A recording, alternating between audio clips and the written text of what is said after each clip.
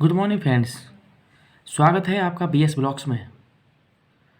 आज हम बात करेंगे हम कौशलों के घटकों के बारे में। जैसा कि थंबनेल में आप देख सकते थे, कौशल और उनके घटक कौन कौन से कौशल हैं।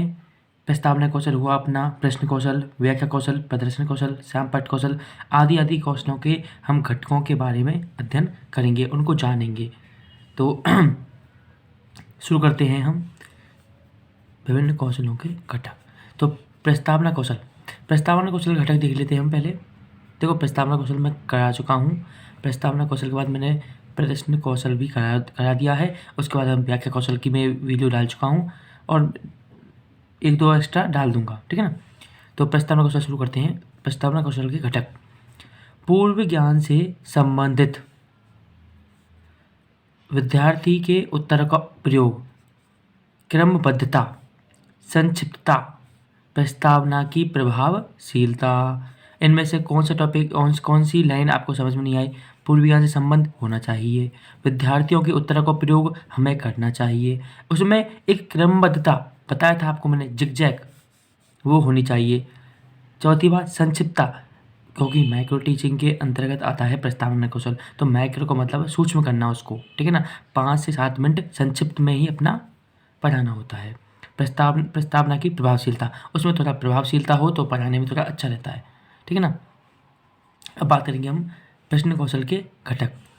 प्रश्न कौशल घटक देख लो आप, और ये रहे: भाषा की शुद्धता, संक्षिप्तता, प्रश्न मानसिक स्तर के अनुकूल, प्रश्नों की विविधता और प्रकृति से संबंधित। प्रकृति मतलब टॉपिक, ठीक है ना।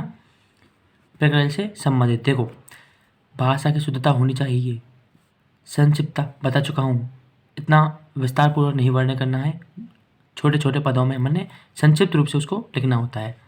प्रश्न मानसिक स्तर के अनुकूल, जिस कक्षा से आप पढ़ा रहे हैं, जिस कक्षा से हम संबंधित हैं, उस जिस विषय में हम पढ़ा रहे हैं, ठीक है ना, तो उस मानसिक स्तर के अनुकूल होना चाहिए प्रश्न। ये नहीं कि आप पढ़ा साथ ही रहे हो, प्रश्न पूछ रहे हो 12वीं के, ठीक है ना। प्रश्नों की विविधता, प्रश्न थोड़ा अच्छे होने चाहिए, एक जैसे प्रश्न नहीं होने चाहिए, विविधता होनी चाहिए। प्रकृति से संबंधित, टॉपिक से ही संबंधित होना चाहिए प्रश्न, ये नहीं अलग अलग हो, ठीक है ना। अब हम बात करते हुए व्याख्या कौशल के घटक। व्याख्या कौशल के घटक देख लेते हैं भाई एक बार, तो आजा शुरू होते हैं। व्याख्या कौशल मैं बता चुका हूँ आपको, इसमें व्याख्या करनी होती है, ठीक है ना। पढ़ाते वक्त आपको जो पढ़ाना होता है उसको एक बार बोर्ड पर समझाना भी होता है, ठीक है ना, और फिर उससे संबंधित प्रश्न पूछते हैं, ठीक है ना। देखिए आप, व्याख्या कौशल के घटक, अगर आप इन कौशलों को जानते हो ना, तो आपको घटक समझने में आसानी रहेगी। उच्चारण में शुद्धता होनी चाहिए, जब तो अगर हम उच्चारण शुद्ध नहीं करेंगे तो बच्चे कैसे समझेंगे हम क्या समझाना चाहते हैं। नेक्स्ट, स्पष्टता होनी चाहिए। अंतः क्रिया में परिवर्तन, मुख्य बिंदुओं का दोहरान, व्याकरणिक शुद्धता। कौन सी लाइन समझ में नहीं आई?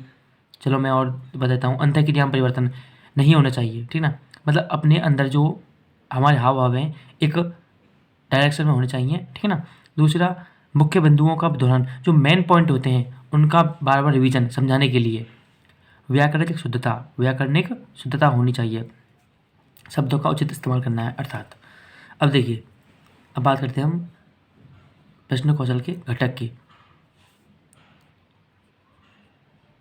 प्रश्न कौशल के घटक: प्रकृति से संबंधित, प्रकृति अर्थात टॉपिक से संबंधित, उपकरण की स्थिति व उपयुक्तता। अब देखिए, चूंकि हम जानते हैं कि प्रदर्शन कौशल में हम उपकरण का यूज करते हैं। उपकरण जैसे कि तुम्हारा पोस्टर हुआ, मॉडल हुआ, चार्ट हुआ, पीपीटी हुआ, etc का हम यूज करते हैं, ठीक है।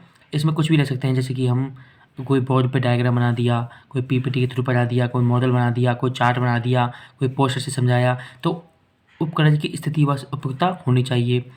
प्रदर्शन के मध्य प्रश्न पूछना, भाई प्रश्न तो पूछने पड़ेंगे बीच बीच में कि समझ में आ रहा है या नहीं आ रहा है, ठीक है। खास करके पीछे वाले बच्चे होते हैं जो ध्यान नहीं देते।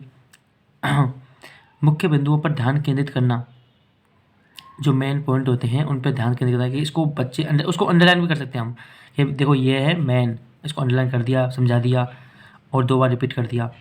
अब विद्यार्थियों की सहभागिता, सबका सहयोग होना चाहिए। विद्यार्थियों की सहभागिता, ये नहीं कुछ बच्चे समझ रहे हैं, कुछ नहीं समझ रहे, कुछ समझना नहीं चाहते, तो सबको एक ही सब में सबको एक साथ लेकर सबको सिखाना होता है। तो हम बात समझ में आ गई प्रदर्शन कौशल के घटक कौन कौन से हैं। तो हम आगे बात करते हैं तुम्हारे साहब, ये हैं तुम्हारे श्यामपट्ट कौशल के घटक। एक बार अन्य और देख लेते हैं। लेख की स्पष्टता। भाई जब बात आ रही है श्यामपट्ट कौशल की तो हमें बोर्ड पर, श्यामपट्ट पर, वाइट बोर्ड पर लिखना पड़ेगा। तो लेख की स्पष्टता होनी चाहिए जिससे बच्चों को आसानी से दिख जाए, वो आसानी से समझ सकें और स्पष्टता से पढ़ सकें। शब्दों के मध्य उचित अंतराल, 2 शब्द लिखे हैं उन मध्य अंतराल स्पष्ट होना चाहिए और ऊपर नीचे नहीं लिखना है, हमें एक ही क्रम में लिखना होता है। महत्वपूर्ण बिंदुओं को रेखांकित करना, ये एक ही पॉइंट है, इसको मैं एक कर देता हूँ, ठीक है ना। महत्व बिंदु को रेखांकित करना, क्रमबद्ध कार्य व संक्षिप्तता, ठीक है ना। श्यामपट्ट कार्य की उपयोगिता, ठीक है। इसमें से कोई पॉइंट नहीं समझ में आया तो पूछ सकते हैं आप, ठीक है ना। ये हमारे घटक हो गए कंप्लीट।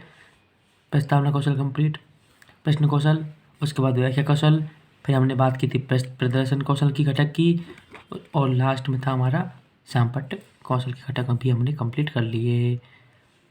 अगर आपका कोई डाउट हो तो आप कमेंट बॉक्स में अपना कमेंट लिख सकते हैं, आपको जवाब मिल जाएगा।